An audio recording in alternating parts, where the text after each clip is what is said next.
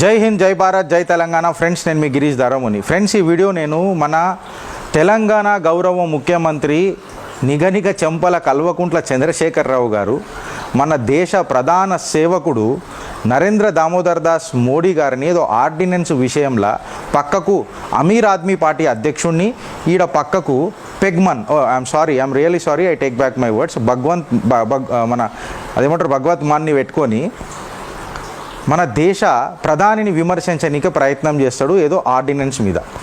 అయితే కేసీఆర్ గారు ఏదో దేశం ఎమర్జెన్సీలకు వెళ్ళిపోయినట్టు, మొత్తం పరిపాలన హస్తగతం అయిపోయినట్టు మీరు ప్రజలకు సగం సత్యాలు చెప్పకుండ్రి.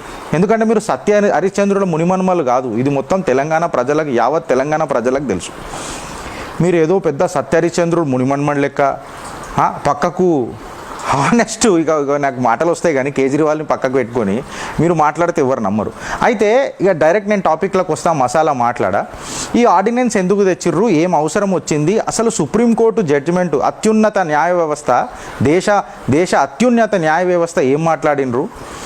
మీరు 5 జడ్జి బెంచ్ అని అన్నారు కదా, చీఫ్ జస్టిస్ హానరబుల్ చంద్రచూడ్ గారు ఏమని మాట్లాడినరు, ఎక్సెట్రా మొత్తం ప్రస్తావిద్దాం, మాట్లాడదాం.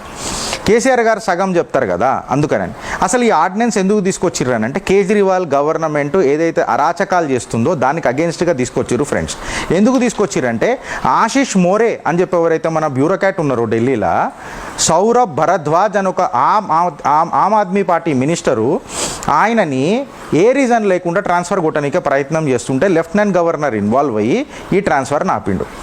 ఆయన ఆశిష్ మోరే స్టేట్మెంట్ గిట్లా మీరు వింటే ఆయన ఏమన్నాడంటే, మన ఐఏఎస్ ఆఫీసరు నన్ను ఒక పొలిటికల్ మోటివ్తోని, ఒక పర్సనల్ వెంజెన్స్తోని నన్ను జరుపుతున్నారు అని చెప్పి ఆరోపించిండు. ఇప్పుడు కేసీఆర్ గారికి నా సూటి ప్రశ్న ఏందనంటే, do you think that the bureaucrats or the group A officers or the DANIC officers are your slaves to get transferred immediately when you have a political vengeance, or to that matter you have your personal agenda or you have a personal vengeance? ఇలా అడుగుతుంది దేశము, అడుగుతుంది దేశ్ కా నేతాని, అడుగుతుంది తెలంగాణ. కేసీఆర్ గారు, మీకు ఇవి సూటి ప్రశ్నలు. మీ పర్సనల్ అజెండా ఉంటే మీరు ఇష్టం వచ్చినట్టు మాట్లాడతారా? ఫ్రెండ్స్, ఆర్డినెన్స్ ఎట్లా తీసుకొచ్చిండ్రనంటే పవర్ మొత్తం చేతిలో పెట్టుకొని తీసుకురాలే మోడీ సర్కార్. ఈ దేశ ప్రధాని దేశ ఓటర్లని చాలా కన్సిడరేషన్లకు తీసుకొని మాట్లాడతాడు. ఎందుకంటే నేషనల్ క్యాపిటల్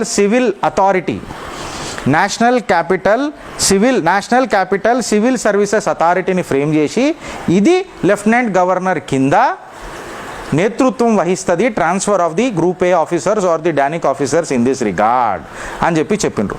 నౌ ఇప్పుడు ఈయన ఏదైతే ఎమర్జెన్సీ లెక్క సిచ్యువేషన్ వచ్చిందని చెప్తున్నాడు కదా దేశం మొత్తంలో, కేసీఆర్ గారు 80,000 పుస్తకాలు చదివిన వాళ్ళు భారత రాజ్యాంగ పుస్తకం ఎందుకు చదవలేసారు? ఇవాళ అడుగుతుంది తెలంగాణ, అడుగుతుంది దేశం. దేశ్ నేత అనగానే సరిపోదు సార్, 80,000 పుస్తకాలల్లా ఒక భారత రాజ్యాంగం ఉందా చదువుండ్రి. ఎందుకంటే లేకపోతే మీకు ఉంటారు కదా చుట్టుపక్కల మీ నామినేటెడ్ అడ్వకేట్ జనరల్ ఎక్సెట్రా గలని అడుగుర్రి.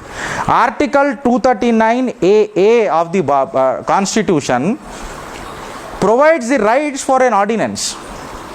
అందులో వీళ్ళు ఏం చేసిరంటే insertion of a new section called 3A, additional provisions with regard to the legislative assembly and amendment of section 41.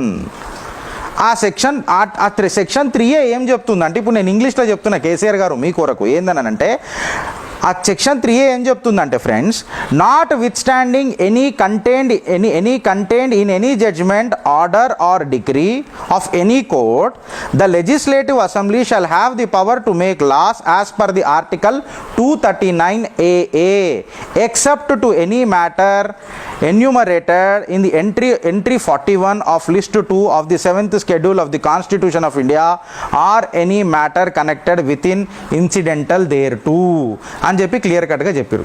ఈ ఎంట్రీ 41 మనకు ఇన్సైట్ చేస్తుంది ఫ్రెండ్స్. ఏమనంటే మనకు తెలియజేస్తుంది ఏంటంటే transfer of IAS IPS officers or DANICS officers, వాళ్ళ ఇంక్లూజన్ ఎట్లా etcetera. ఇది డైరెక్ట్గా చేస్తున్నారా, లెఫ్టినెంట్ గవర్నర్కి కంప్లీట్గా పవర్ ఇచ్చిర్రా ఈ ఆర్డినెన్స్ త్రూ అంటే కాదు. ఒక national Capital Civil services authority పెట్టి ఒక ఇంక్లూజివ్ అప్రోచ్తోని లెఫ్టినెంట్ గవర్నర్కి పవర్లు ఇచ్చారు. ఎందుకు? ఆశిష్ మోరే అనే ఒక బ్యూరోక్రాట్ని మనీష్ భరద్వాజ్ అనే ఆప్ మినిస్టరు పొలిటికల్ వెంజెన్స్తోని పర్సనల్ వెంజెన్స్తోని ట్రాన్స్ఫర్ చేయడానికి ప్రయత్నం చేసిండ్రు. కేసీఆర్ సార్కి నా సూటి ప్రశ్న ఏంటంటే, ఎమర్జెన్సీ సిచ్యువేషన్ మీరు మాట్లాడుతున్నారు, ఇంట్లో Bharatiya Janata Party or to that matter central government argument with the Supreme Court ఏమని ఉండంటే, first of all it is not an ordinary state, it is a union territory. Further it has a special status called as National Capital reason.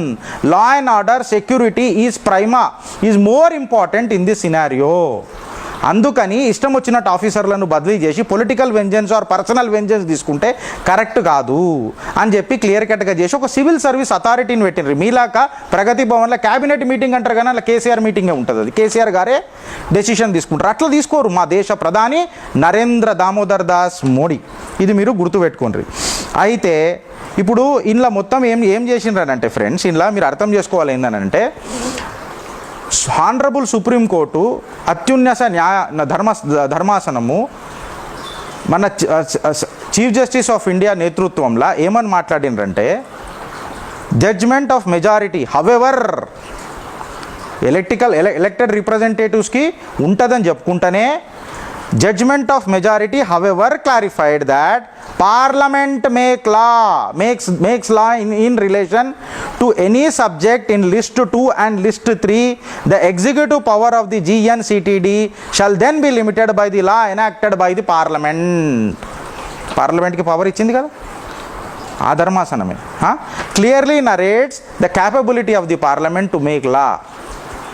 భారత రాజ్యాంగానికి కట్టుబడే ordinance తీసుకొచ్చారు. ఈ ordinance power అనగానే president ఏదో డిస్క్రిటరీ powers use చేసింది కాదు friends. ఈ ordinance అనేది క్యాబినెట్ అప్రూవల్తోనే ముంగటికి పోతుంది. ప్రైమ్ మినిస్టర్ లెడ్ క్యాబినెట్తోనే ముంగటికి పోతుంది. 6 నెలల సమయంలో రాజ్యసభ లోక్సభల దీన్ని మనం ఆమోదించుకోవాలి. అందుకే కేజ్రీవాల్ ఇలా కాళ్ళకి గజ్జలు కట్టుకొని ఎవడు గతి లేక అక్కమొకటి గతి అన్నట్టు మన నిగనిగ చెంపల కల్వకుంట్ల చంద్రశేఖరరావు దగ్గరకు వచ్చిండ్రు. పక్కకున్నోడు పెగ్మాన్. సార్ ఇది ఆఫీసర్లను బదిలీ చేసుడంటే ఆఫీసర్స్ చాయిస్ అని విస్కీ గురించి మాట్లాడతలేను సార్. ఆఫీసర్స్ చాయిస్ కాదు ఇది.